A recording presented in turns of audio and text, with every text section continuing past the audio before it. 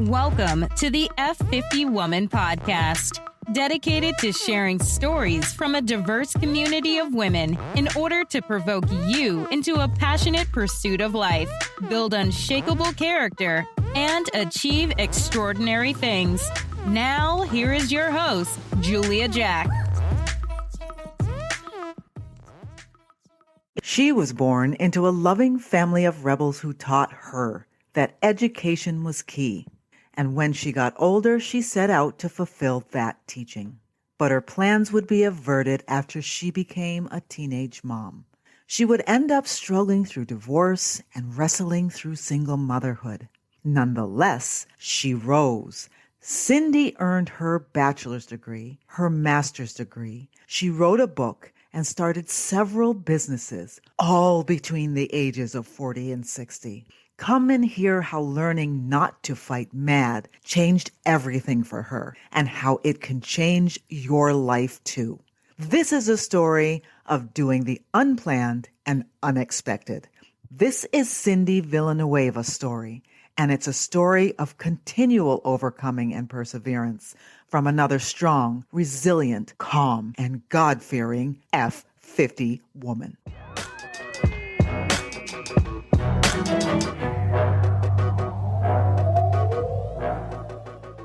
Hey, F50 women. Today I am here with Cindy Villanueva. That's right. Villanueva, very sophisticated name. I'm going to get it right because it's so beautiful. Thank you so much for being here. Thank you for joining us. Absolutely, my pleasure. So I'm just going to jump right in and ask you to share with us who you were as a younger woman. What did you like? What were you like? What did you want to be? Just give us some insight into who you were so we can understand who you are now and how you got there. Oh, thank you so much for having me. Yeah, I grew up in a really lovely family. My dad came from Mexico. My mom was Californian.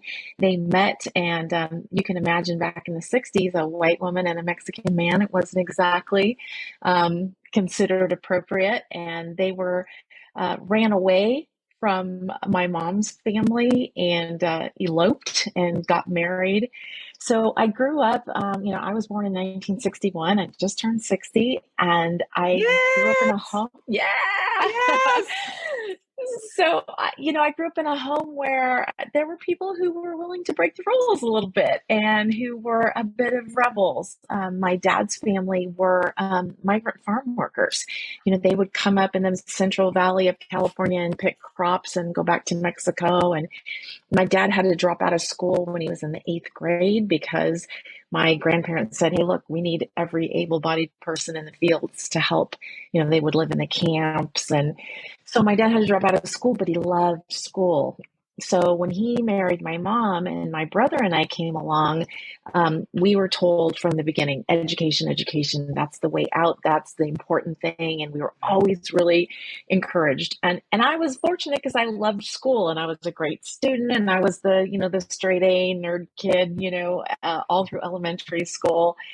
And we just had a really loving, wonderful family. My parents wanted big families. They both came from big families, 6 kids on either side. And my mom had 10 miscarriages. Oh my And God. so, it was horrible. And I didn't realize until much later in life, what pain she suffered from that. Experienced, right. But my brother and I, we just grew up being treasured and loved. So that was, grew up in San Jose, California. So I'm a Bay Area girl. Okay. And then when I got out of high school, I had my big rebellion. So I went to UCLA instead of Stanford. Oh, wow. I talk about this in the book. And my dad, really obviously wanted a kid at Stanford. And so I applied and I got accepted. And then I went off to UCLA. My favorite uncle was an attorney down in Beverly Hills. And I aspired to be just like him. And so I headed off to UCLA. And then a year later was back home and was a pregnant teenager. And sort of the stereotypical Mexican-American teenage mom, and had a baby, had my daughter, Rebecca. She was born 9 days before I turned 19. Wow. Okay. And my life changed dramatically. Here I thought I was going off, I was this big superstar, academic student, and I was going to get a degree at UCLA, and then I was going to go to law school, and I was going to be a senator from California one day. Yes. And, that was the game plan. And now all of a sudden I'm a teen mom. Yeah. And so I ended up working as a secretary and trying to go to school. I went to San Jose State at night, and, I was just too young. I was immature. I didn't know how to manage, and ended up dropping out of San Jose State. Okay. And then I met my first husband, and we got married when Rebecca was 3. Okay. And I had 2 boys. And it was not a terribly happy marriage. He's not a bad guy. We were very young and, married too soon. Yeah. But I got 2 amazing sons out of it. So my son James and my son Alex. Okay. And so after 15 years of being a stay-at-home mom and raising my family, I'm suddenly divorced. Wow. Okay. And have to figure out, what to do with my life. And during those 15 years, I would periodically dabble in school because, of course, my dad's voice was always in my head. Yes, right? always there. Education, Yep. always there. Yep. And so I would take classes. And so I had some, units that I was accumulating, but I didn't finish school. And so after I got divorced and I'm trying to figure out how I'm going to keep a roof over my head and raise these boys. And, Rebecca had moved out by that point, but the boys were 12 and 14. And I thought, I have to finish my degree. I have to finish this degree. And so I started going to school at night, and I would work all day and then take care of the boys, and I'd get them off to bed at, 10 or 11 o'clock at night. And then I'd sit down and work on homework. Wow. And I did that, working really hard. But one of the things I should say is when the kids were 8, 10, and 13, they started martial arts. Okay. And so that's kind of the genesis for the book that I wrote, Don't Fight Mad. And I started doing martial arts just to have something to do with my kids. And I never in a million years thought about, getting a black belt or anything like that. It was just something fun to do with the kids. Right. And so I was going to class with the boys, and then I was working, and I was going to school at night, and I was studying at night and trying to, balance all of this stuff. Yeah. So I got my bachelor's degree when I was 40 years old. And nice. You can imagine what a difference that was thinking, as I marched off in 1979 thinking I was going to conquer the world. And then, here it was 21 years later that I actually got my degree. Yeah. And then I went on and got my master's degree when I was 50. So I got my Congratulations. MBA. Woo! Yeah, see? right? Yes, you are can. never quit. Too old. No. Never quit. I got my first degree black belt when I was 38. Okay. Like I said, I just turned 60. I'm a 7th degree black belt. I own my own school. I wrote my book a year ago. It's almost a year. In fact, February 17th will be the 1-year anniversary of writing my book. And so as I went through life, I ended up 8 years after my divorce, hadn't dated or anything. I was just, nose to the grindstone. And my sons were going, Mom, seriously, get out there. You're young. You should, they wanted you to get out there? Okay. They wanted me to get out there. Okay. So I met my second husband actually at my 3rd degree black belt test. Okay. He was also a black belt within our association, but from a different school. Yeah. And we ended up getting married, and we opened a school. We're with the Ernie Reyes organization, which is a nationwide, there's over 40 schools. Okay. And we moved from San Jose to Austin, Texas, and opened a school. And it was I will say it was a very unhappy marriage, and a very, very dysfunctional, very unhealthy marriage. And we ended up divorcing in 2016. Okay. After I found out, when we moved to Texas, I had a great job with Cisco, and So the idea was that I would keep my job, I would support the family, and he would run the school. Yeah. And his way of running the school was basically to run it into the ground. And, we Okay. owed back taxes. We owed, you name it, we owed it. He Yeah. had affairs with students. I mean, it was Oh, a man. disaster. Yeah, Yeah. it was A bad. little bit of a mess. Yeah. Yeah.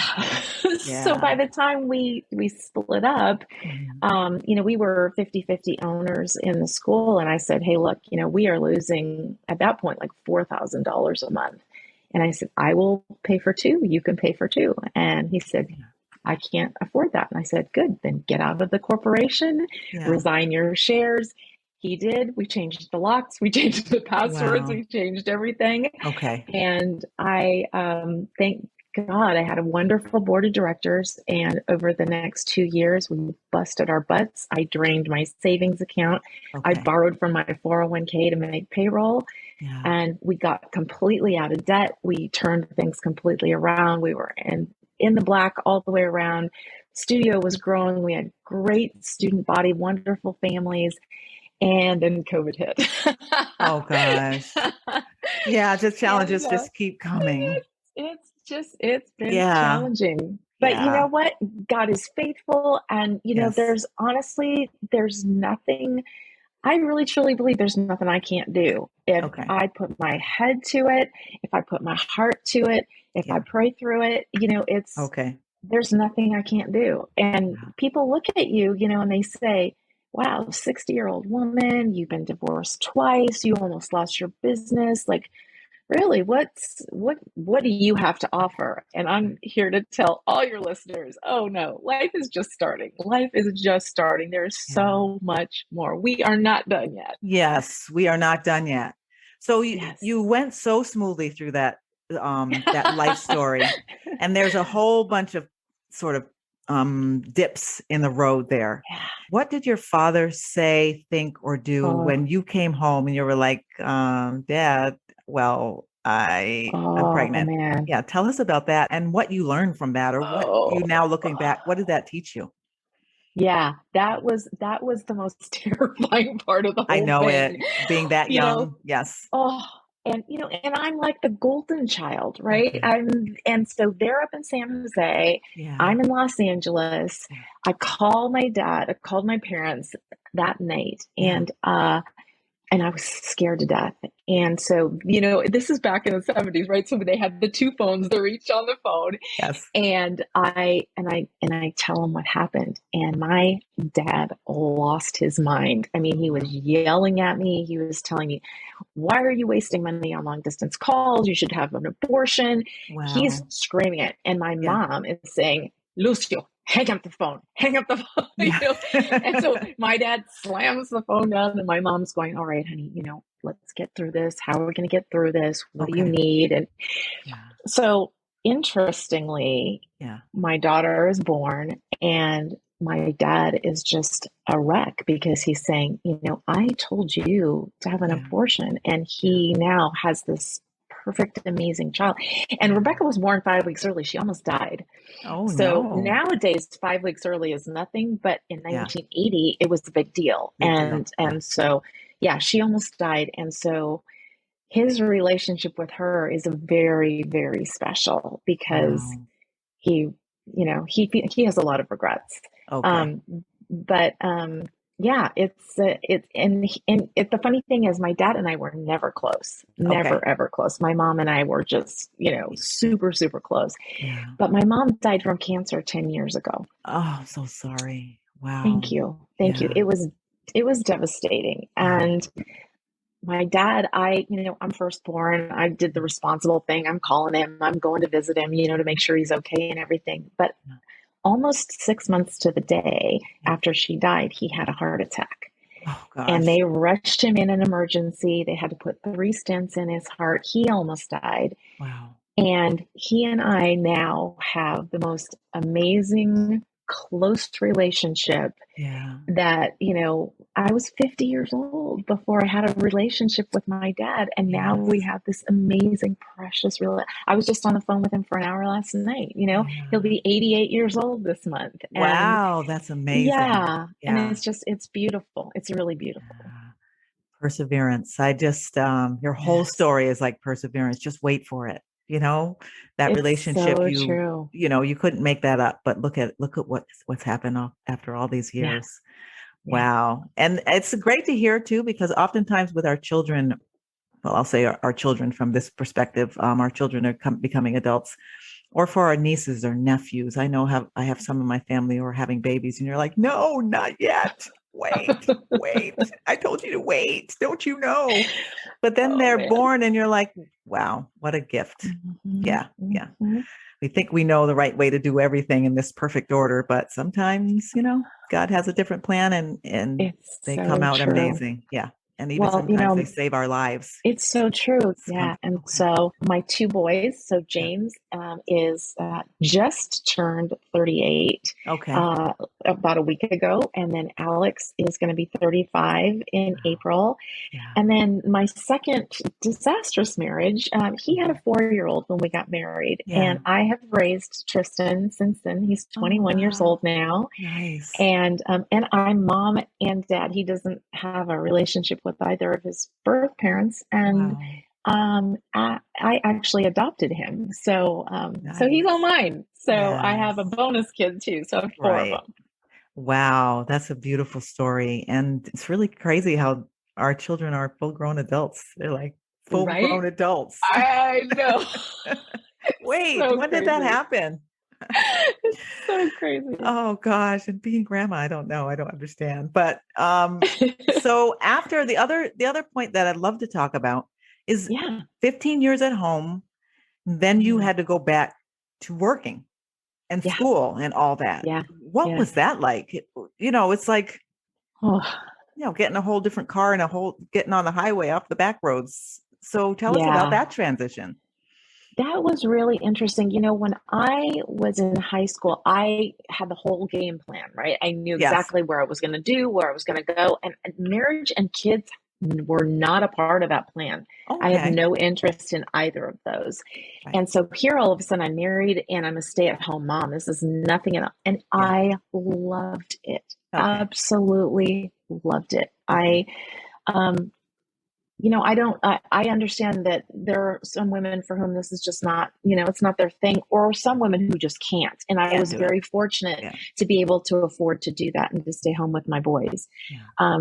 It was definitely a transition moving into the working world and, getting my degree and going in and having a lot of questions and a lack of confidence Okay. because I had been out of the working world. And even though I was going to school, I'm in this working environment and I'm wondering, do I have what it takes? Yeah. Am I smart enough? Do I have the skills? Yeah.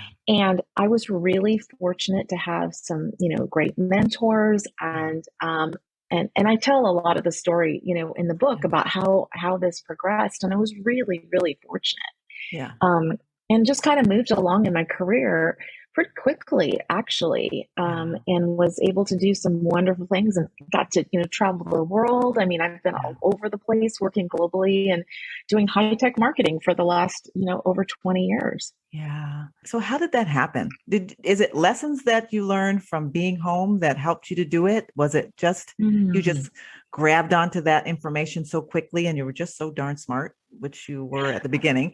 You know, how does that, because I think of when you're at home, you're thinking about the home, the kids, the daily routine, maybe getting a little bit of time to yourself. And then you move into a position where you get so high level and Yeah. it's just different. But what do you think? Do you feel like some of Yes, those? it Yeah. absolutely. I do think a lot of it translates. And I think Okay. one of the things that women struggle with when they move from the home into work is, Yeah. oh, this is completely bifurcated. This is not at all the same. Yeah. It is. Okay. You are managing, you are juggling, you are struggling, you are thinking, you are strategizing, you're doing all of those basic skills that translate into anything else that you might do. Yeah. And I can remember one time when I was in school and I was taking a class, and I had been hired to do I'm a good writer, obviously, written these books and stuff. Yeah. And so Yeah. I had been hired to do some newsletters for Okay. customers for this high tech firm. Yeah. And so I got sort of loaned to the PR department, and I was writing press releases, and the VP of marketing really liked the way I wrote. Mhm. And so the manager, the woman who was the head of PR, ended up leaving the company and going to a different company, and they offered me the job. Wow. And I was panic stricken. I thought, I've never been in PR before. I don't know how to do this. And so I talked to my professor that night, and I'm telling her about this job. And she looked at me and she goes, Cindy. And I said, she's And then you went, yeah. Cindy. And I'm going on that. And she stops me. She puts her hands on my shoulders and she looked at me and goes, Cindy, take the job. I'm like, Right. but professor, but what about all these other things? Yeah. Take the job.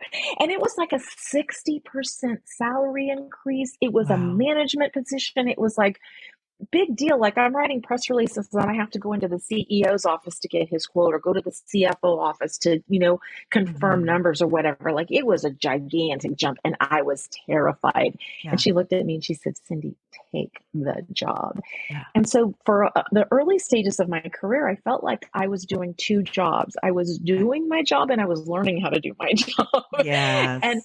But it's every single time there's a really interesting part of one of the Indiana Jones movies, where he goes into this big cavern. He goes running and he stops, and it's like, oh, there's this huge cavern, and he knows he has to get to the other side, but there's this bottomless pit, and he's trying to figure out what to do.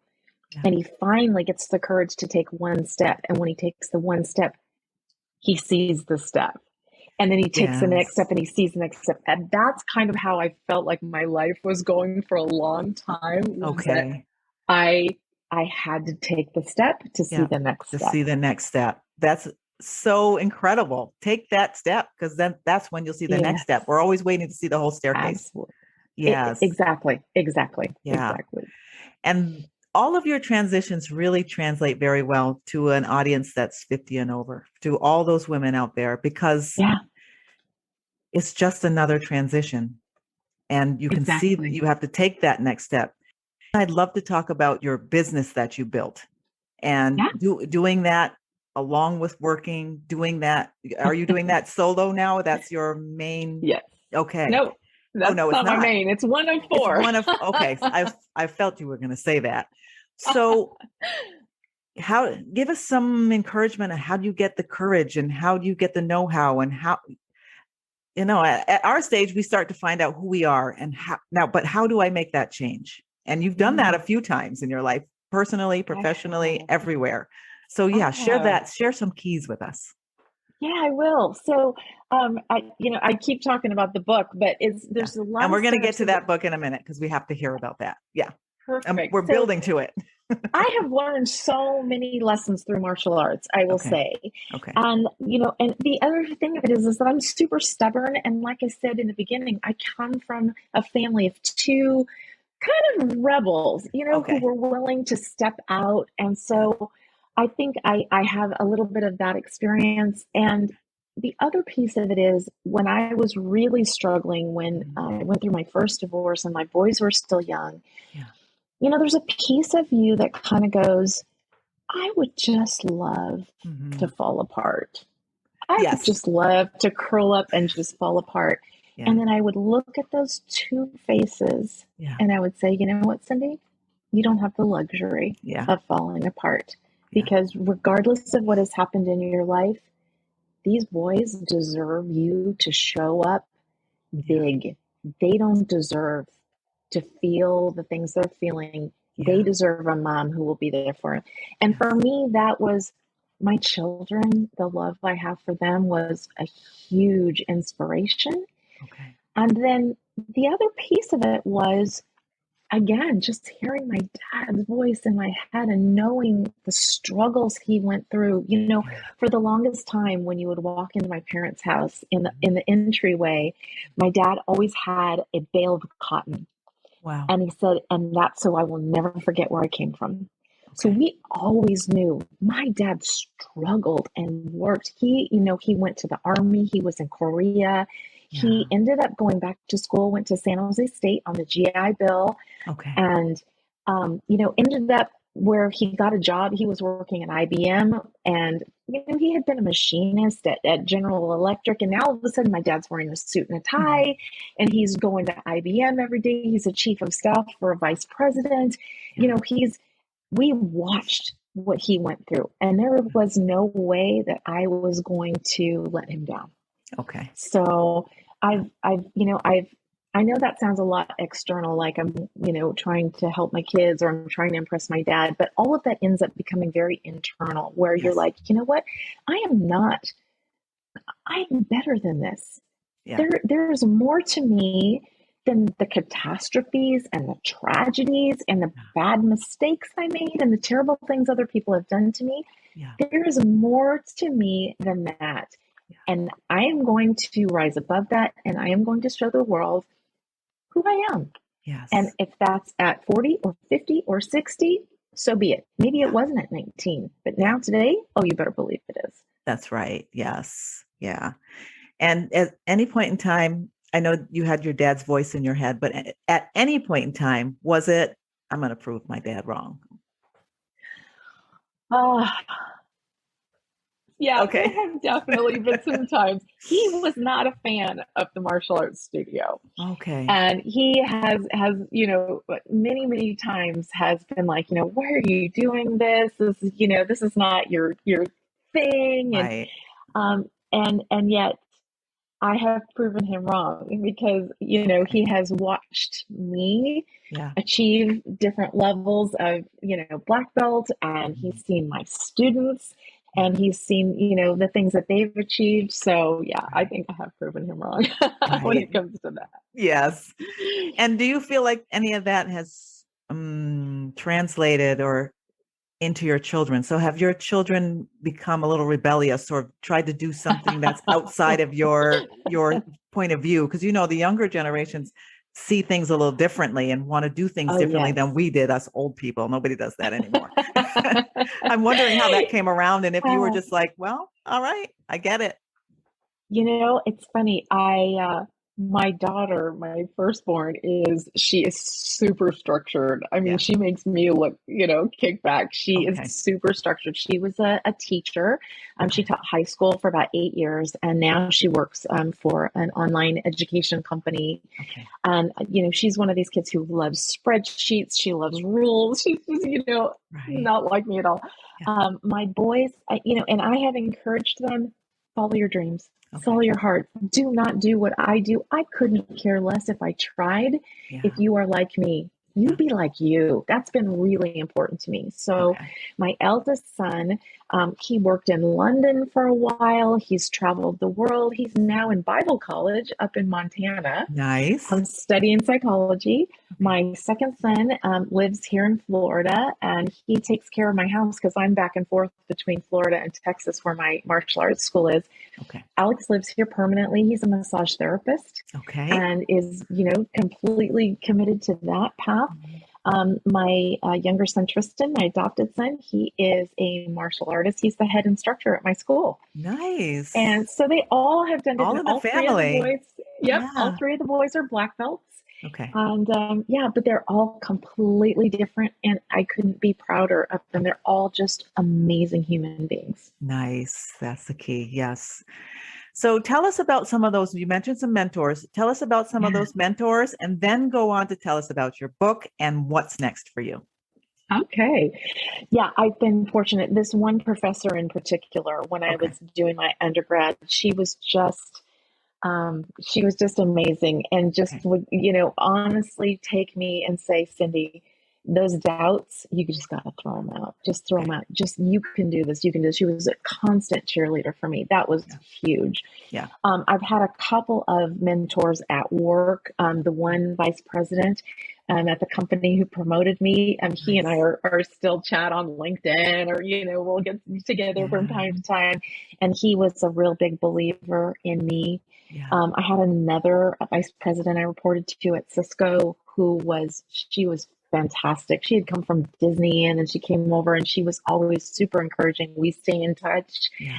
So yeah, I've been fortunate to have some people who believed in me, who gave me the courage when I didn't necessarily have them.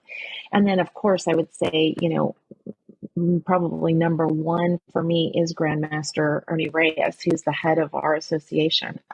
He actually turned 75 years old today. Nice. And he's a 10th degree black belt, and he's just, so encouraging, so uplifting, and such an amazing mentor and inspiration for me.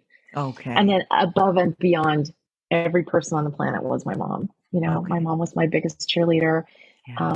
And, it wasn't like I could do no wrong. I mean, she'd be more than happy to tell me when she thought I was going off the rails, but she just was always, always there for me. I miss her every day. She's just an amazing woman. Yes. Do you remember anything in particular she told you, or any piece of advice that sort of rings with you every day? Yeah. Well, she always told me I could do and be anything. There were no limits for me. And so again, growing up in the 60s, and you're half Mexican, that was not the message that we were given mostly, but she gave me that message all the time. Nice. And then there was one time in particular when my grandmother, so my little abuelita, she was like 4'11". Okay. And she told me one time, she goes, mija, you're so beautiful. You could have married the president of the United States. Okay. And my mom looked at her and she goes, she could be the president of the United States. Oh, excuse me. Take it a notch higher. Yes, a notch higher. Okay. That's awesome. That really plays with your mind in a good way when you hear that message over and over and over. And is there any message that you purposefully implanted in your children? Was it the same one, or was there another one? Yeah. It was the same one. You are loved. You are special. There's nothing that you can't do. Put your mind to it, and I will be there. I got your back no matter what. If you are enjoying the F50 Woman podcast, don't forget to share your positive comments and ratings, and share us on all your favorite social media channels. F50 Woman is a movement created for women, spread by women. Thank you for your support. Now back to the show and your host, Julia Jack. Tell us about the book. Tell us about martial arts. Tell us why it's important. Tell us what we can learn from what you know, what you've learned. Yeah, thank you. So so the whole books thing started, the genesis of this was I did a keynote speech at University of Texas, their graduate women in business, probably 5 years ago, I guess. Okay. And they invited me because I'm a woman, I'm a black belt and an entrepreneur, kind of a cool thing. So I do this keynote and it was around resilient leadership. And I took 6 different points of martial arts and used it as a metaphor for life.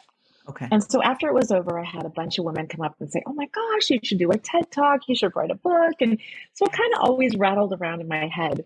Yes. And so a couple of years ago, I don't know if your listeners listen to Seth Godin, who is a marketing guru. And so Seth Godin has one of these writing in community. And it was kicking off this new workshop whereby you would come in, and the idea was you would write a little bit every day. You'd be in these cohorts. You'd work with other people around the world, and you would publish a book by the end of the year. Okay. I thought, you know what? I'm just going to give it a whirl. Yeah. And so I'm thinking I'm going to write this little self-help book with these 6 steps, whatever. Yeah. Well, you write daily and people will read your stuff from, all over, and you get comments from different people, and people would write and say, oh my gosh, I really like this. Tell me more about this. Or I might tell a little story and they say, well, I'd love to know more about you and what your experience was. Right. So my little self-help book turned into this big book where the first third of the book is all memoir. Okay. The second part is self-help, and it's 7 steps instead of 6. And then the third part is inspiration. Okay. And the genesis of the steps came years ago. I was a blue belt. I mean, I hadn't even gotten my first black belt yet. Yeah. And whenever I would spar, I was so competitive Yeah. and I would get really angry if someone Okay. would score a point on me. Okay. And I would just think, oh, I'm just going to fight harder. I'm just going to fight harder. And so I had this wonderful instructor, and he stopped the fight one time and he said, Cindy, don't fight mad. When you fight mad, you miss opportunities and Yeah. you don't see what's coming. Okay. What a life lesson. What a Yes. life lesson. So that became the title of the book. Okay. And so what I did was I looked through the different parts of my life and the way martial arts had helped me kind of overcome, trauma and tragedy and difficulty. And so the steps are, you got to get in the ring.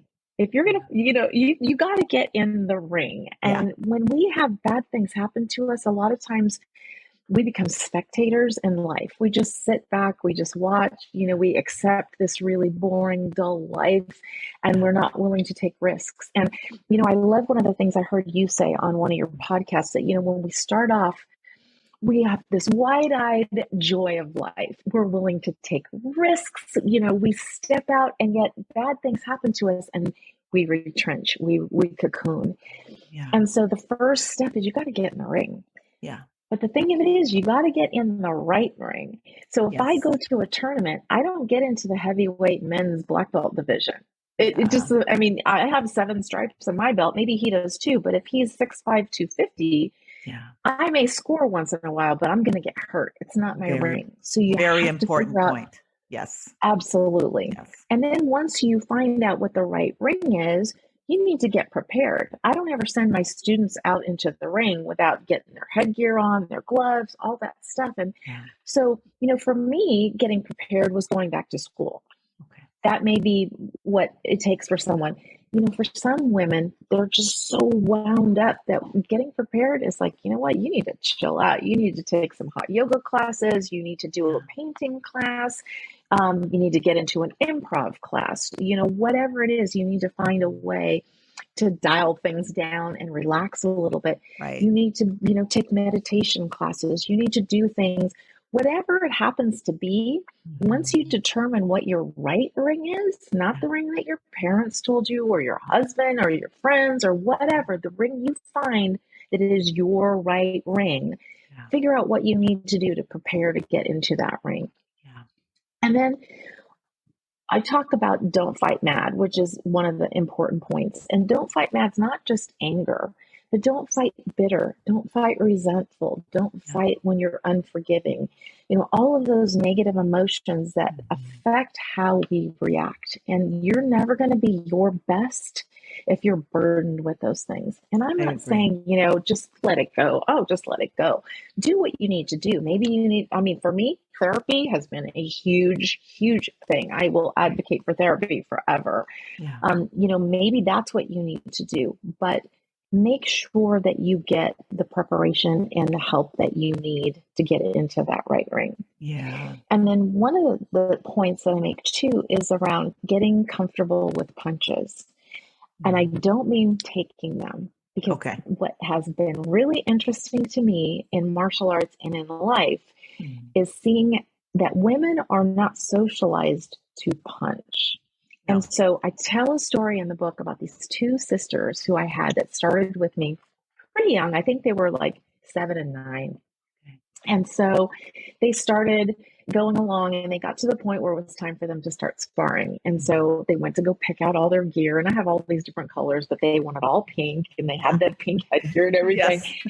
And so their dad was all stressed out about these girls fighting. And he takes me aside and he says, Cindy, he goes, I'm really nervous about this. Could they get hurt? Like, are they going to get punched in the face? And I said, well, yeah, it's martial arts. Arts, yeah. But this isn't knitting class, but they have, face shields. There's black belts around. I don't just throw them up there and let them fight. Like, it's controlled. Yeah. And I said, they're going to be just fine. They're going to be fine. So he would come to sparring class and he would sit at the wall and he would just stare at them. And the girls loved it. So they're fighting and fighting. But what I found out they were doing is they would take a punch just fine. Yeah. They would punch and they would say, I'm sorry. Right. I'm sorry. Yes. I'm like, what are you doing? So then I started really paying attention. And what I realized was all my girls were doing the same thing. Okay. They would punch and they would apologize. So I sat them down and I said, okay, enough of this. We're not saying I'm sorry. I want you to assume that I'm sorry is the same thing as using a cuss word on the mat.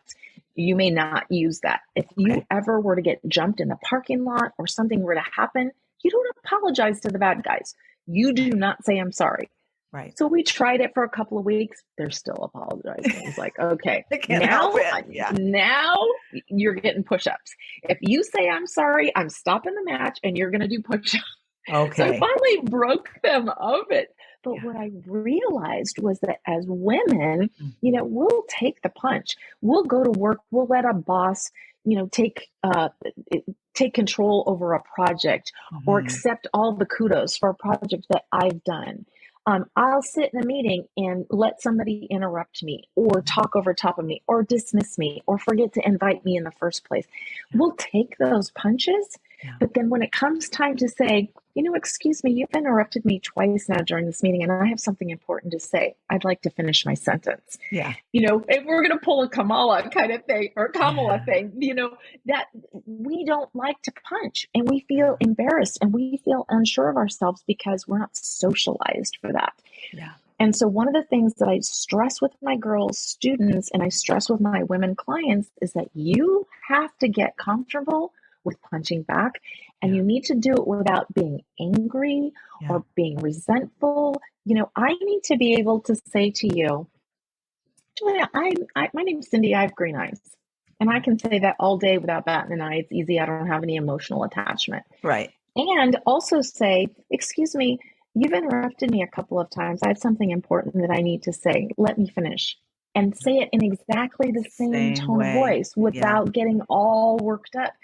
But we don't. We have to get ourselves worked up. And that allows other people to write us off and say, oh, she's just a hysterical woman. When in fact, we're intelligent. We have something to say. Yeah. And so it's important that we get comfortable with punching back. And so one of the things in the book is I go through an exercise. How do you get better at doing that? I was going to say, how do you do that? And then with changing that socialization, does it change either your value as a woman or the way that you deal with your home life? You know how there's some nuances there, or maybe that's just the lesson to know when to pull the punches and when to hold back. That's exactly it. I think that's exact. There is definitely nuance there. Okay. How I act in a working experience is probably different than I would act in a home. Yeah. And yet the underlying foundation is still the same. Yeah. I do have value. And I have every right and I'm a responsibility to say, absolutely. Yeah. Absolutely. That is very important. So then the next step is to mix it up and to make sure that you find different things at different times in your life. What worked for me at 40 is not necessarily going to work for me at 60. Right. I'm at a different place in my life. I'm certainly not in a place I ever thought I would be. I'm pretty nomadic. I live here in Florida. My business is in Texas. I have 4 jobs. I have my martial arts studio. I have a day job where I'm a director of integrated marketing for a tech company out in California. Wow. I'm an adjunct professor at Concordia University, so I teach online marketing. And then I have a consulting business. So I have some clients who I do branding work or advertising or that sort of thing. Nice. So I have a lot of balls that I'm juggling. It's not the life. I'm very nomadic at 60 and didn't expect that. But, so what works for me now is not what worked for me 20 years ago. Not going to be what works for me in 20 years from now. So mix it up and be willing to try new things. Yeah. There's very little in this life that you can't just go, you know what, that didn't work. I'm going to try something else. Be willing to try something else. Just let it go. Yeah. Just let it go. Let it go. Would you say your martial arts is keeping you energized? I mean, you're making me tired just hearing all this stuff that you're doing at 60 years old. And I know, you turn 60, you're not supposed to be in a wheelchair because you're too old. But that's a lot for even young people. That's a lot. So do you think that definitely keeps me energized? Okay. Yeah, without a doubt. Without a doubt. I get bored really easily. Okay. And so it's nice to always have something new to challenge me mentally, physically, spiritually, in every respect. Yeah. Good. And then I would say the last piece, the last point that I make in the book is trust your coach. Okay. And, like I said at the very beginning, when I got that first promotion and I was panicked, and I mean, talk about imposter syndrome. I was positive I couldn't do the job.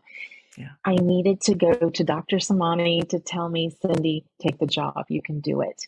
Yeah. We all need someone in our corner. Think about Yes, a we do. boxing match. They got somebody in their corner saying, yeah, okay, that wasn't a great round, but you can do it. Get out there, because at some point you're going to be able to do that for yourself. I can do that for myself now, but I couldn't do it back then. We all need to find that person who we will listen to, who believes in us no matter what, who isn't just going to be like, you're great, but who will say, okay, that wasn't great, but let's try this.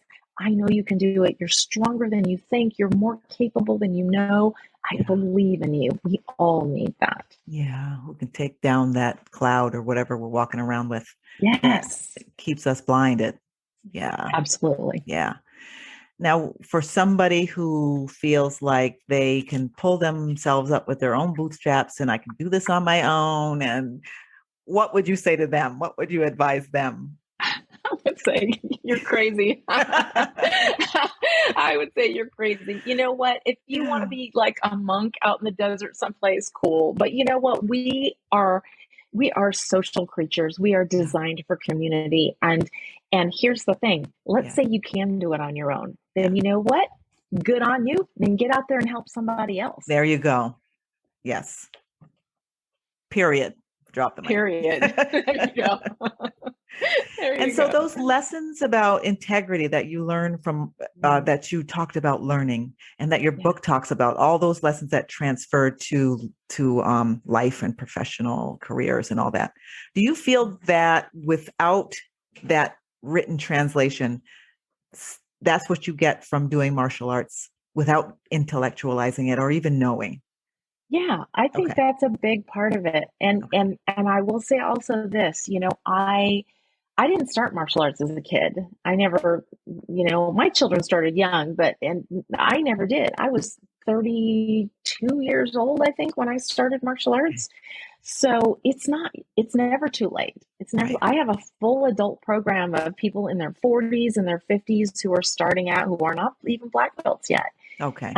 Maybe you can't do the flippy whip, crazy kicks and all that kind of stuff, but there's a lot more to it beyond that. So I think you do start to really internalize those concepts, and the confidence that it builds just physically and mentally, emotionally and spiritually in all those ways. It's fantastic. Okay.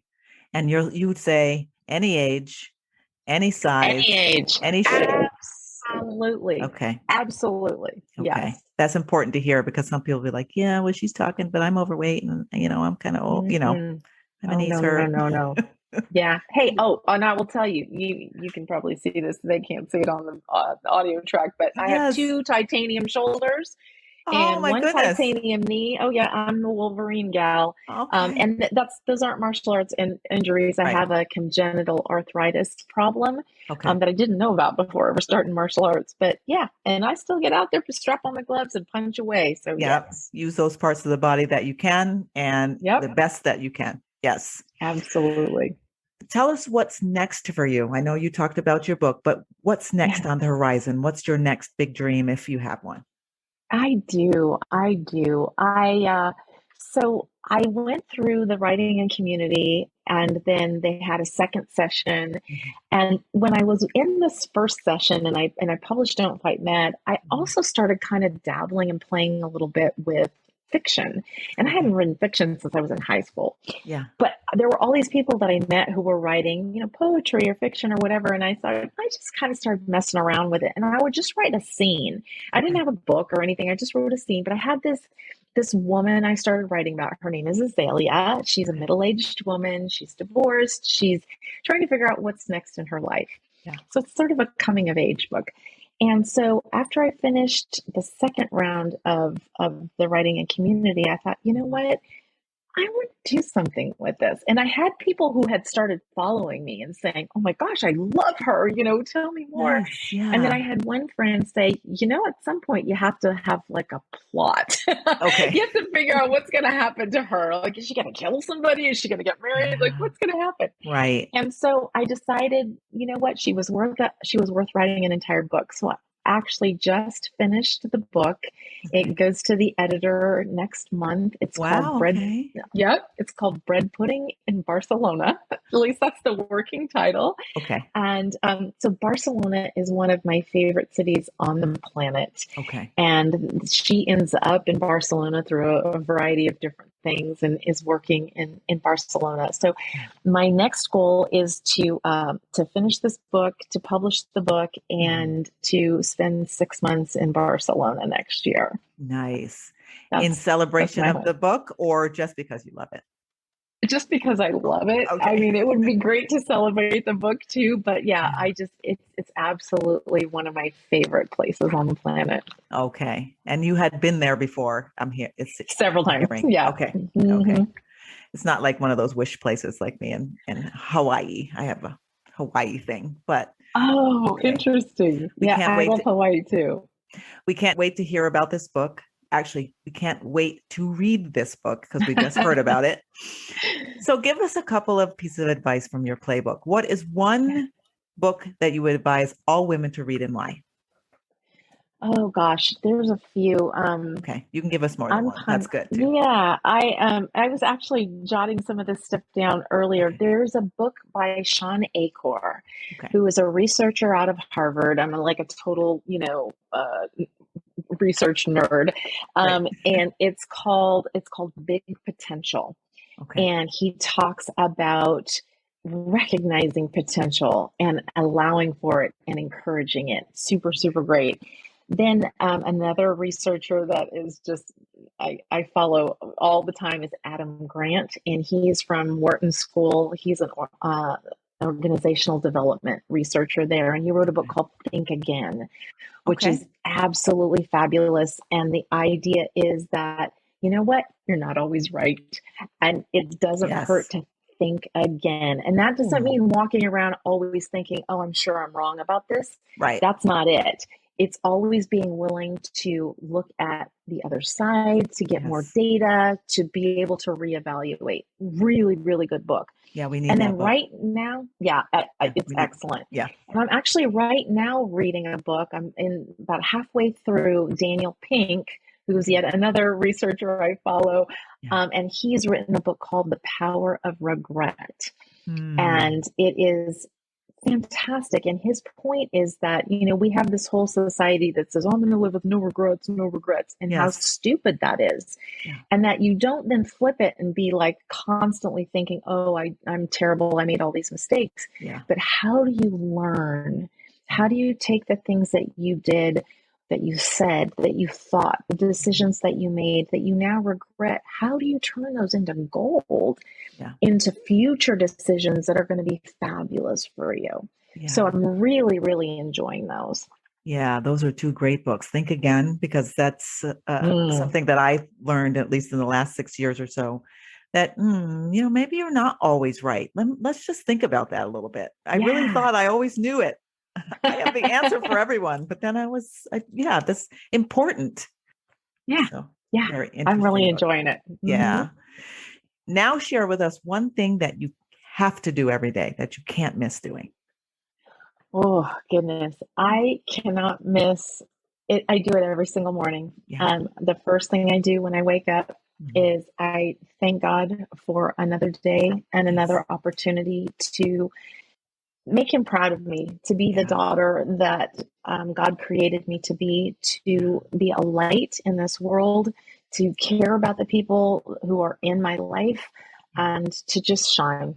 I do that every morning. And I will say, I got that discipline from my dad, who does exactly the same thing. Okay. Yeah. Very nice. Hence the perseverance and the, never give up and never falling into that mental pit of, oh my gosh, my life is terrible. Let me just dig a hole and crawl in it. Yeah. Exactly. Very important to set your mind right at the beginning and for a higher purpose too. It's not just about me. Yeah. So two things. Tell us how the audience can get in touch with you after this podcast is over. Yes, yes. So my website is the easiest way. Okay. It's cindyvillaneuva.com, and you can sign up for my email list there. You can see where I'm going to be speaking or information on how to order the books. Okay. I have published Don't Fight Mad in paperback and in hardback. I also was really fortunate to do the audiobook version of it. I was going to ask you that. Yes. Yeah, so my younger brother is the voiceover actor out in California, and he has a studio in his house. And so when he read the book, he said, "Sis, you have to do an audiobook, and it has to be in your voice. It's your story." And so I went out to California and spent a week with him. And he recorded it and edited it. And so you can imagine working with your little brother. It's not like hiring a studio, right? He would stop me in the middle of things and go, "Oh, that was terrible. Do that again. That sucked." Yes.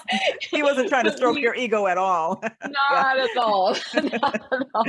But we had such a wonderful time, and he's so incredibly talented, and he made it just perfect. And Fantastic. So you can get the audiobook too as well. Okay. All right. We can find it on Audible then. It's on Audible. It's on a variety of different platforms, but yeah, Audible definitely. And you can see all of that on my website. You can find me on LinkedIn, on Instagram, on Twitter, and on Facebook as well. Okay. All of the social media channels. All the social channels. Cindy, God has come to you and told you that this is the end. This is it. I'm going to take you home. And I'm going to give you one last thing to do, and that is to stand on the hill and give a message to the world. The one message that you want to leave the world, what would that be? Oh, goodness. You're going to make me cry. Okay. The message that I would give the world is that you are far more similar than you think. All of the petty little things that you think are so different. You're just a human being, and you were put on this earth to do good, to care for the planet, to care for one another. Set the rest of it aside and do what you were designed to do. Yes, ma'am. That's amazing. Thank you so much, Cindy, for being here. Thank you for taking the time. And I can't wait to read your book, and I encourage everyone to read it because they're lessons that are critical to being successful and to not giving up after you're 50 or 60. Yes. Thank you so much. This has been just an absolute delight. You've been listening to the F50 Woman podcast. Join the F50 Woman movement and this diverse group of voices to help change the world one woman at a time. Why should you join at your age? Because we're not done yet.